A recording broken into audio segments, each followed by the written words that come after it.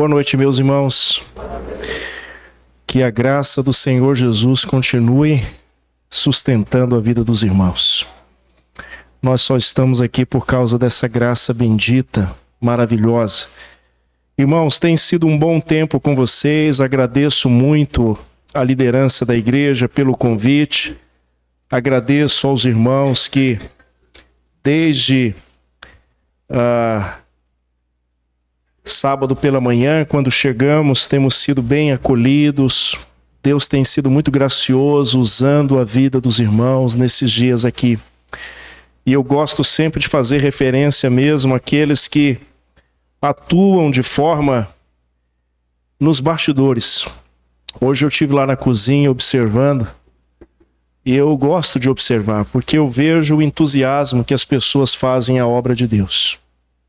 Nós devemos fazer com entusiasmo, nós devemos fazer com o coração grato, não murmurando, mas com entusiasmo, alegria e dedicação. Então, louvado seja Deus pela vida de vocês. Tivemos um ótimo tempo de comunhão pela manhã, tivemos um ótimo almoço que foi oferecido, a boa participação dos irmãos, conhecendo o quarteto, Peregrinos de Sião, cantando, e os outros irmãos também do coral, louvado seja Deus.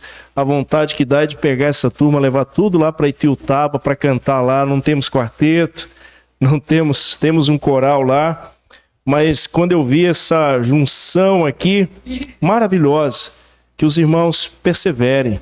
Eu sei que em alguns momentos não é fácil ensaiar, reunir o pessoal à noite, nós temos outras atividades, mas irmãos, enquanto você tiver força, enquanto você tiver condições, sirva ao Senhor, sirva ao Senhor, sirva ao Senhor com aquilo que você pode. Faça, porque se nós chegarmos lá na frente com a idade um pouco mais avançada, a gente vai querer fazer, mas o corpo já não corresponde. Então agora que você ainda tem forças, faça isso.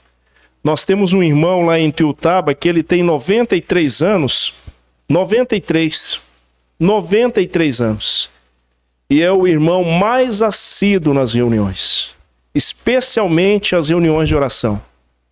Ele é meu companheiro de oração e ele é um entusiasta na evangelização. Tem horas que ele quer me evangelizar. Ele entra no carro e um dia eu preguei uma mensagem sobre evangelização como estilo de vida.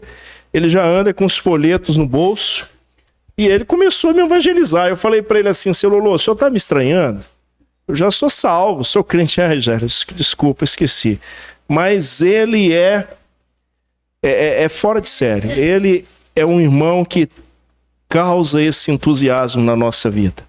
Então, eu encorajo vocês que vocês possam continuar servindo ao Senhor com toda alegria.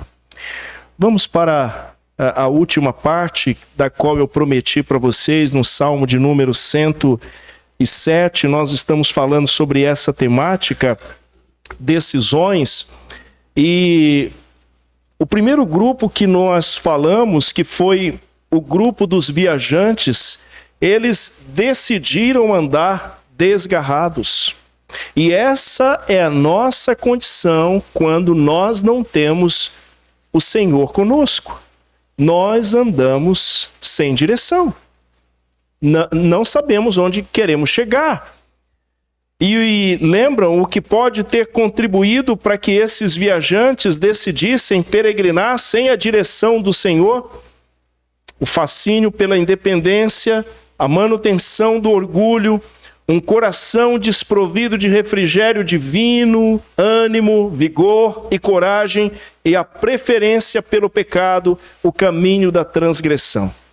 Eu espero que você não prefira o pecado, porque esse é um caminho perigoso que traz consequências, e consequências dolorosas.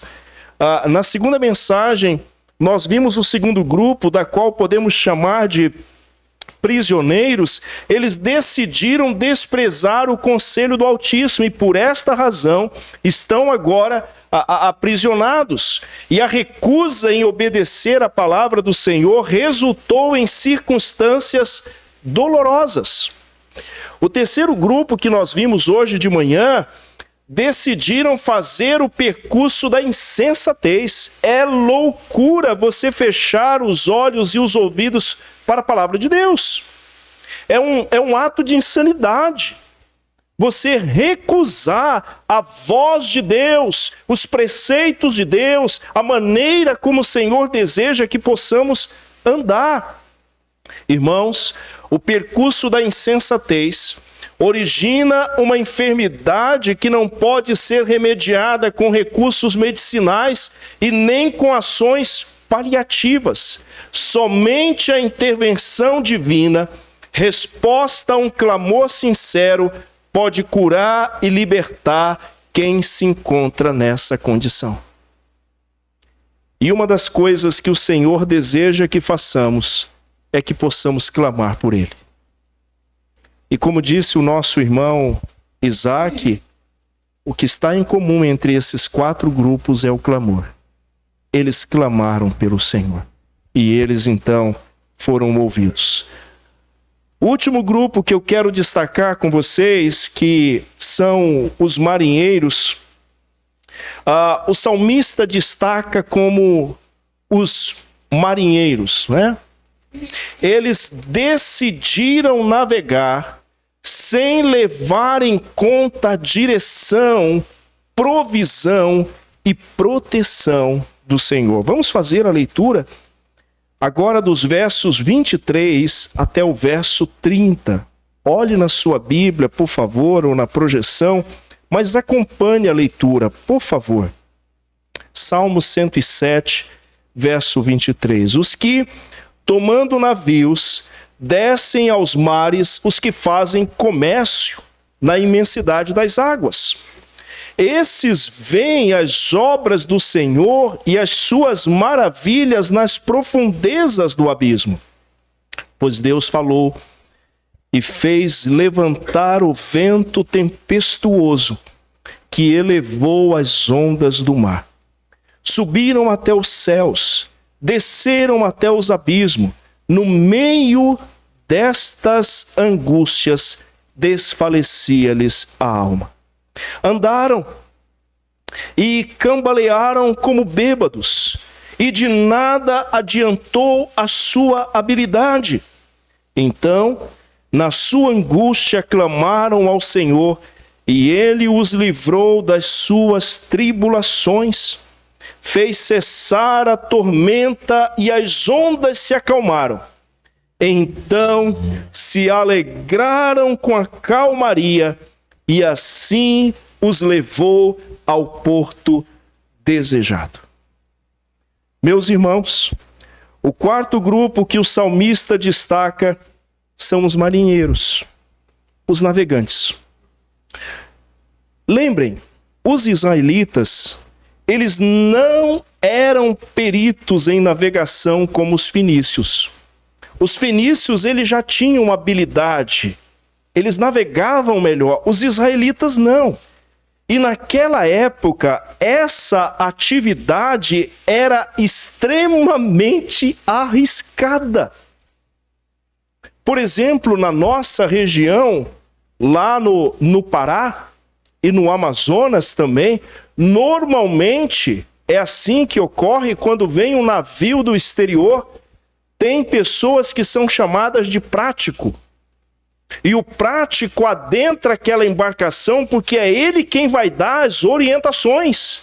Ainda que os navios sejam sofisticados com muitos equipamentos que podem verificar profundidade, aproximação de um barranco de areia, mas o prático, ele sabe o caminho, ele conhece aquela região.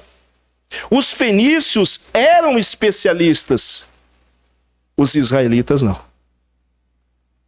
O mar, meus irmãos, um verdadeiro deserto líquido, repleto de perigos e mistérios, tornava a navegação uma aventura extremamente perigosa. Tem uma irmã querida lá em Uberlândia que, quando a gente compartilha as fotos com ela da nossa região, e sempre ela está ao lado do seu marido, ela olha para o seu marido e diz assim: por favor, não queira ir nessa região lá do Jairo, porque eu não vou com você. Eu não vou entrar num barquinho desse. Não faça isso, porque você sabe que eu não vou te acompanhar. Eu tenho medo de água. É extremamente perigoso. Tem um outro irmão lá em Tiutaba que, quando ele viu as fotos dos rios que banham Santarém, o Tapajós primeiro e depois o Amazonas, ele ficou olhando assim: irmão, você consegue ver lá do outro lado? Falou: não dá para ver não. Falou: meu Deus, eu não vou de jeito nenhum no lugar desse. É muita água. E aqui, irmãos, o mar, sendo um verdadeiro deserto líquido, repleto de perigos e mistérios, tornava a navegação uma aventura extremamente perigosa.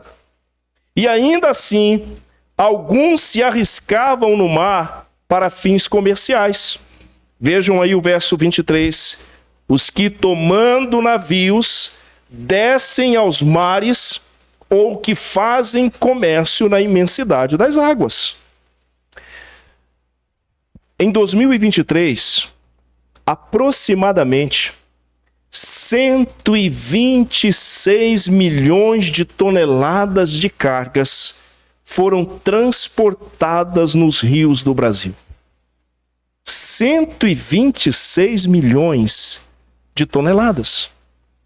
Eu mesmo, meus irmãos, tive o privilégio de residir na região norte do país, onde praticamente todo o material de consumo chegava por meio de embarcações. Tudo. Inclusive combustível e outros insumos. Tudo só se chega através da navegação. A navegação foi um dos meios pelos quais eles puderam perceber o agir sobrenatural de Deus. Uma ação fascinante. Olha o que diz o verso 24. Esses quem?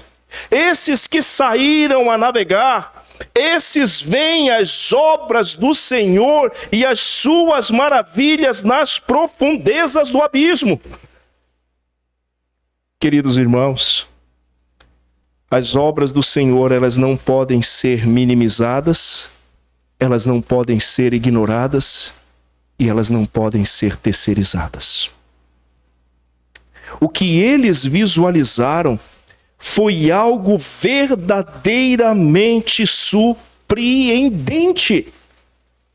É isso que nos diz o verso 24. Eles veem as obras do Senhor.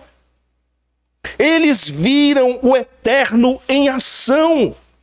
Irmãos, a contemplação das obras do Senhor enche o nosso coração de gozo, apreciação e reverência pelo seu nome.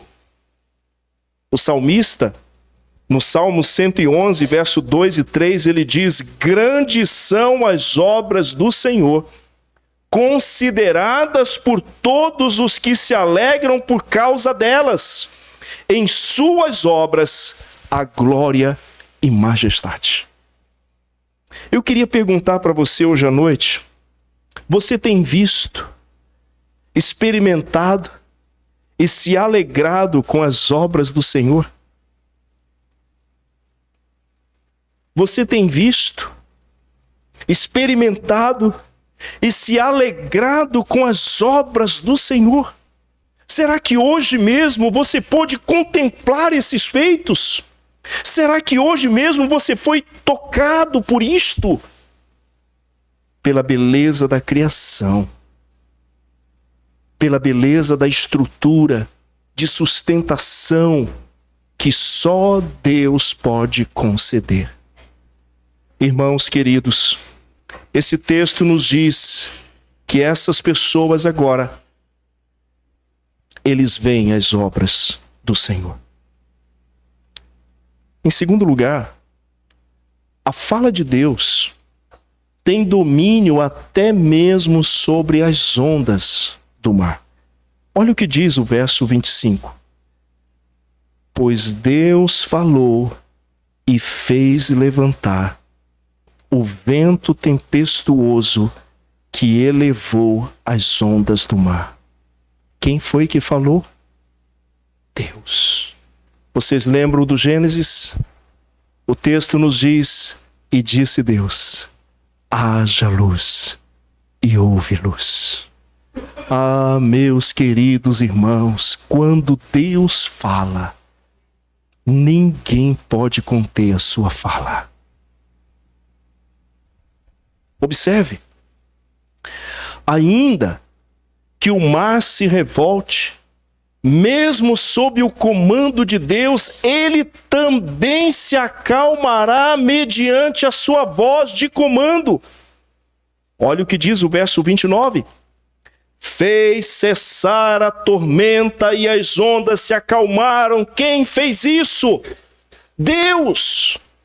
Ao falar, tudo se acalmou. Irmãos, a voz de comando do Senhor não comete equívocos. Ela não chega atrasada, ela não precisa de ajuda. Essa voz, ela cumpre o seu propósito. A voz do Senhor não conhece limites. Eu queria dizer para vocês hoje à noite, ouça a voz do Senhor, ouça, dê atenção a essa voz. Por quê? Porque o Senhor tem domínio sobre o início e o fim da tempestade. Quando a gente olha no verso 25, ele inicia, mas agora no verso 29 ele faz o quê? Cessar. Só ele tem domínio para fazer isto. Lembram de Mateus capítulo 8, verso 26? E levantando-se, repreendeu os ventos e o mar, e tudo ficou calmo. Observem uma coisa, irmãos, mesmo que os israelitas não fossem peritos em navegação, e alguns possuíam uma certa habilidade que poderia garantir segurança, todavia, nessa ocasião, isso não foi suficiente para aplacar a fúria do mar. Ainda que eles tivessem habilidade, ainda que tivesse um prático entre eles, que conhecesse a região, que soubessem os caminhos, aquilo não foi suficiente para aplacar, diminuir, erradicar a fúria do mar, porque só o Senhor tem esse poder. E é o que nós temos no verso 26 e 27. Observem aí no verso 26, subiram até os céus, desceram até os abismos, no meio destas angústias desfalecia-lhes a alma, eles andaram e cambalearam como bêbados, e de nada adiantou a sua habilidade. Meus irmãos, eu já enfrentei algumas tempestades no rio, e quantas vezes eu vi a gente tentando se equilibrar, mas não vai, não para no lugar. O balanço da navegação, a força das ondas, quantos perigos já enfrentei. Me lembro uma ocasião que nós naufragamos num rio lá no Xingu, quando os carretéis de uma voadeira, de uma embarcação pequena, quebraram e aquilo começou a girar dentro de água. Deus teve misericórdia de nós e nos livrou. E a pessoa que estava pilotando aquela embarcação é um camarada muito experiente. Uma vez eu me lembro que a gente estava atravessando o Amazonas, perto de uma cidade chamada Prainha, tem que atravessar mesmo, é chamado o canal do navio, onde passa os navios de grande porte, e as ondas são imensas. E eu sempre gostei de viajar lá na frente, no comando, porque lá a gente sabe tudo que está acontecendo. Agora não, agora eles estão, uma área privada, não dá mais para atravessar, mas naquela época a gente entrava ali, conversava com o comandante, com os marinheiros, tínhamos amizade pelo fato de viajar bastante, e um dia nessas travessias, o barco subiu a primeira vez, E quando ele desceu, vocês não imaginam uma madeira quando bate na água. Aquele barulho. E aí ele olhou para mim e falou assim: Jairo, se a gente subir mais uma vez e descer da forma como a gente desceu, por favor, corre, pega um colete e pula, porque esse barco vai quebrar. Eu fiquei sem ação. Eu fiquei lá do lado dele.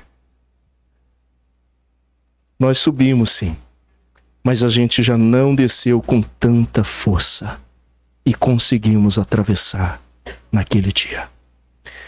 Meus irmãos, as procelas do mar, o que é isso? Ventos intensos e grandes ondas lhe causaram desequilíbrio e temor. Eles estão como bêbados dentro da embarcação, andando de um lado para o outro, e tem pessoas experientes ali, mas eles não conseguem conter a fúria do mar.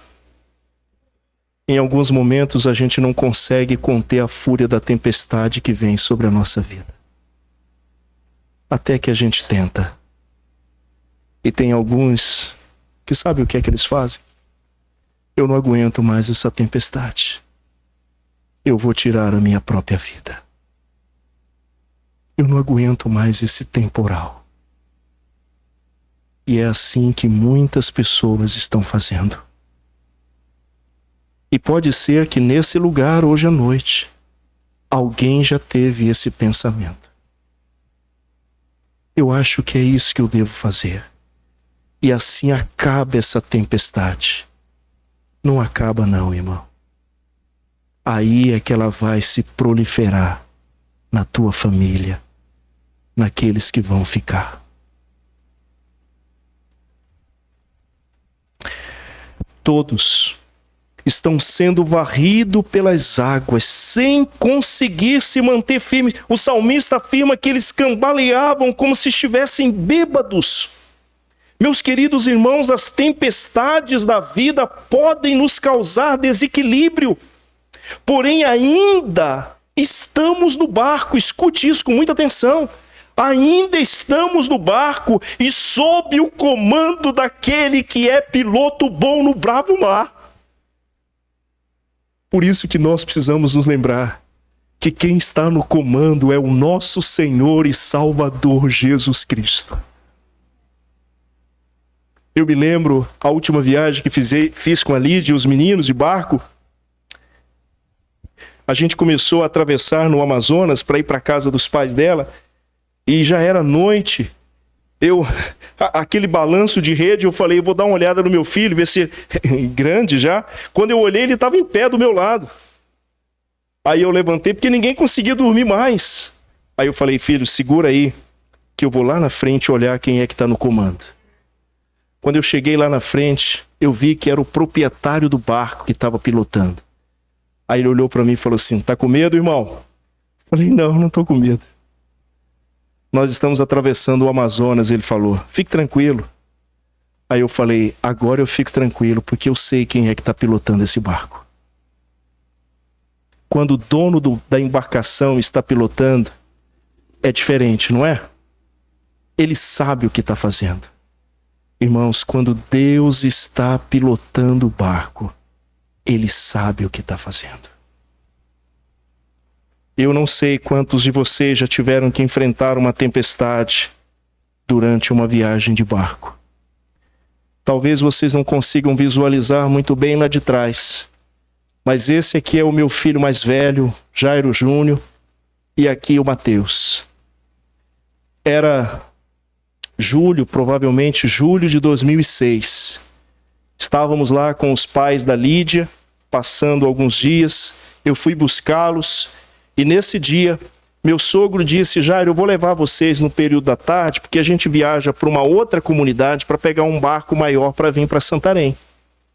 Meu sogro de manhã levou um grupo e à tarde foi levar somente Lídia, eu e os 2 filhos. E antes de entrar no barco, a Lídia pediu, junta aí meus filhos, deixa eu tirar uma foto de vocês.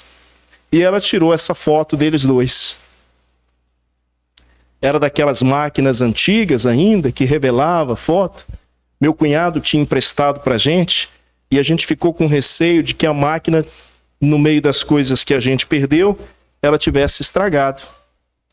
mas Deus fez preservar aquela máquina para a gente poder revelar essa foto. E nós temos ela lá em casa, na estante de casa.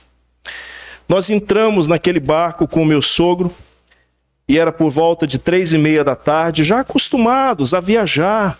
Naquele período não tinha problema. Mas de repente o meu sogro falou assim: Jairo, tira um pouco de água que está aqui atrás na canoa, uma canoa relativamente grande, os dois meninos, um do lado da Lídia, o outro comigo, e eu fui tentar tirar essa água. A Lídia falou: não, deixa que eu tiro, que a minha posição aqui é melhor. Mas eu acho que a Lídia tirou umas 3 vezes só, e as ondas começaram a levantar e a gente naufragou.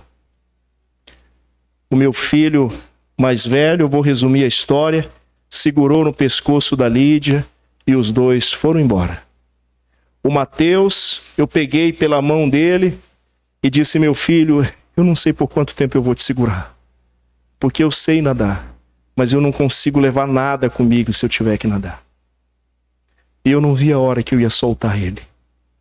Nessa hora, a embarcação que tínhamos, a gente usa essa expressão, emborcou, virou, e nós ficamos segurando do lado da canoa. O motor, meu sogro soltou, foi para o fundo, e a Lídia foi lá no fundo e voltou.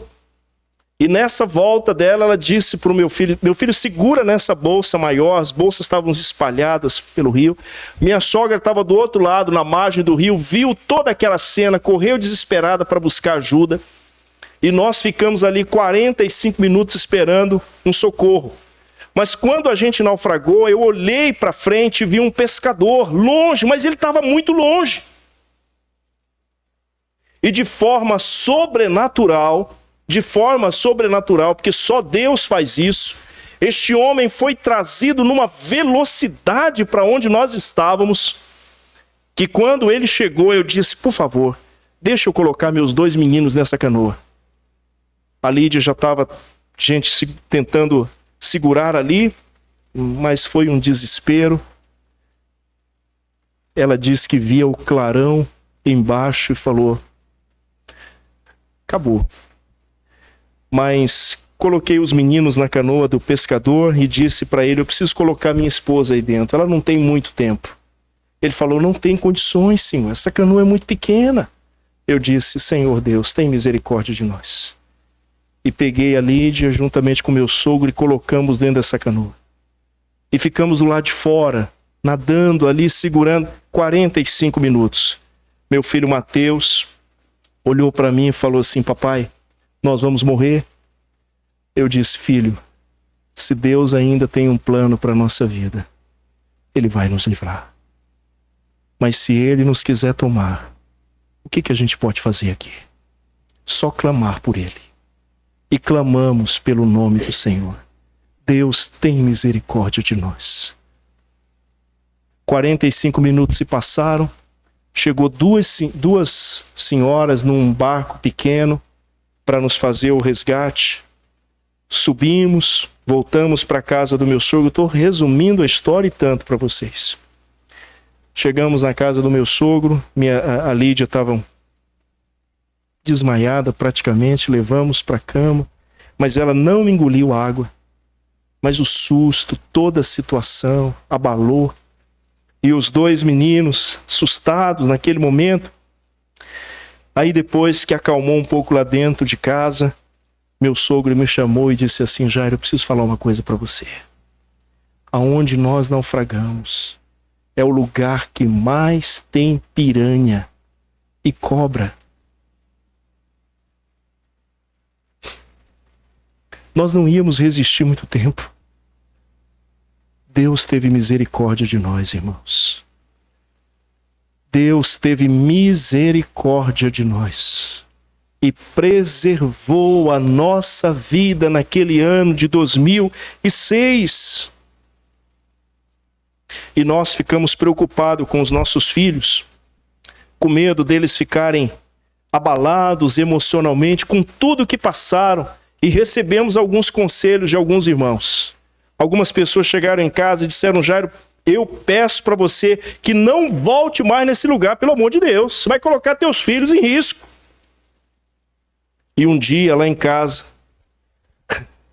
De repente ouvimos aquele som lá no banheiro, no banheiro de casa. Pra cá, não, segura aqui, vai pra lá, não, aqui. Falei, o que está acontecendo, gente? Que eu fui lá no banheiro, eram os dois brincando de naufrágio. Segura, não, segura aqui nessa... Irmãos, pela graça e misericórdia de Deus, o Senhor preservou o emocional deles. Eles não ficaram com receio e com medo de navegar. E o maior, hoje com 26 anos, pilota muito bem uma rabeta juntamente com o avô dele. Anda para todo lado, andou sozinho lá pelo rio, não ficou com medo. Só o Senhor para fazer isso. Irmãos, é nesse momento que precisamos clamar pelo Senhor. E olha o que acontece no versículo 28, agora, Salmo 107, 28.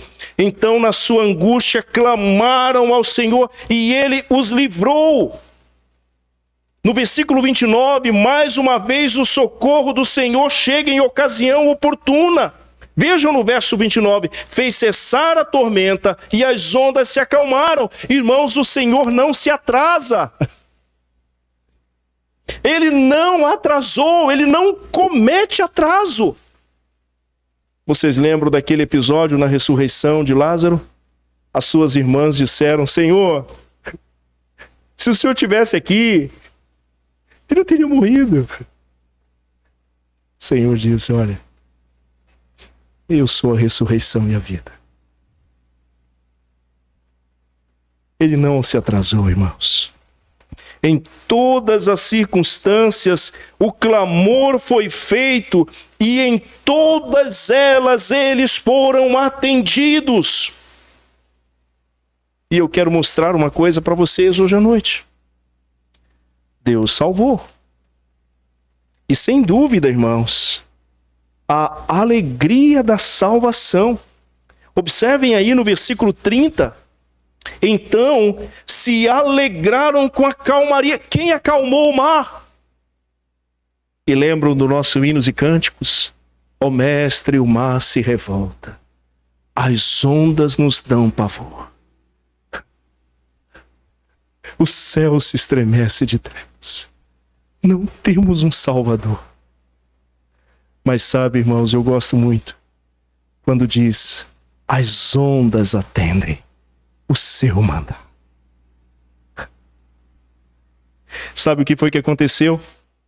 Aqueles que outrora estavam privados de alegria, agora se regozijam, porque a calmaria chegou, a tempestade desapareceu. Como é bom quando a tempestade passa! Não é? A tempestade desapareceu. E o que foi que aconteceu aqui? Irmãos, a salvação chegou, que nessa noite a salvação chegue para você. A salvação chegou, o perdão chegou, a presença do Senhor Jesus chegou.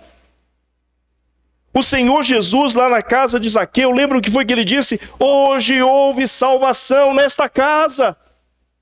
Porque quando o Senhor chega, há transformação, alegria. Em João capítulo 20 diz que os discípulos estavam com medo depois da morte de Jesus. E no verso 19 diz que eles estavam com medo dos judeus. E o texto diz que o Senhor Jesus chegou, entrou onde eles estavam. E a alegria começou a fazer parte da vida deles. Eles estavam com medo, mas agora eles são tomados por uma coragem. Irmãos, aonde a salvação chega, a alegria plena chega também. Algumas considerações aqui. Primeiro, a alegria da salvação resiste às tempestades da vida. Sabe por quê?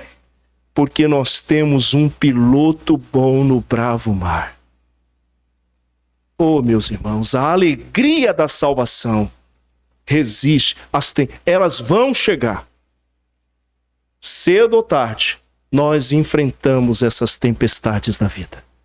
Mas a alegria da salvação que temos na pessoa do nosso Senhor e saber que Ele está no comando, nos leva ao descanso, ao deleite, à crença de que nós não estamos largados no alto mar. Ele continua no controle. E ele é um piloto bom no bravo mar. Somente a salvação, meus irmãos, resiste às tempestades da vida. Eu pergunto para você hoje à noite: você já experimentou a salvação em Cristo Jesus? Somente a salvação resiste às tempestades da vida. Uma segunda verdade: a alegria da salvação cumpre o seu propósito. E qual é o propósito? Olhem atentamente aí no versículo 30. Então se alegraram com a calmaria, e assim os levou ao porto desejado. Irmãos queridos, falta pouco para a gente chegar no porto desejado. Falta pouco para a gente chegar em casa. Falta pouco. Por favor.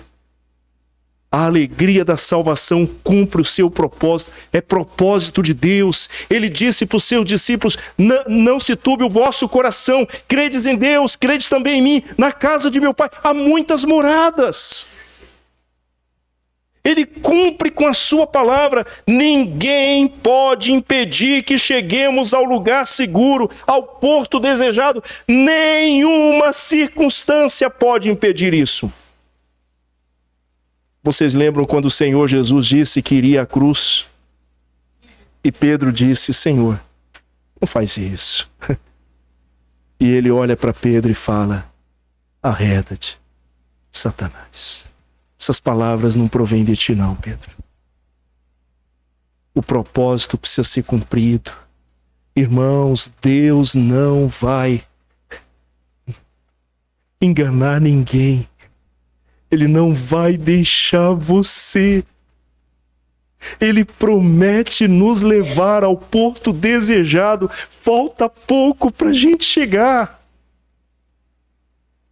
A alegria da salvação cumpre o seu propósito. E nós cantamos hoje à noite: Jerusalém, almejamos. Vivemos sob essa expectativa. Nós queremos ver o nosso Salvador.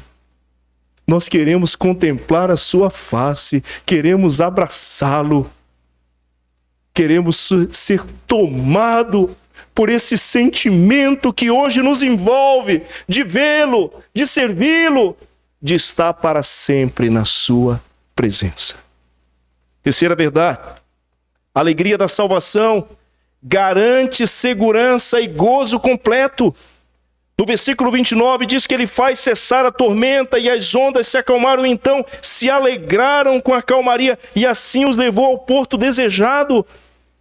Meus irmãos, o porto seguro é um lugar de sombra no verão. Isso faz parte da letra de um dos nossos hinos. Ele é ancoradouro singular, consolo na tribulação. A alegria da salvação garante segurança e gozo completo para a gente. E talvez você esteja desprovido desse gozo hoje à noite. Mesmo passando por provas, mesmo passando por lutas, mesmo com alguém querido na UTI.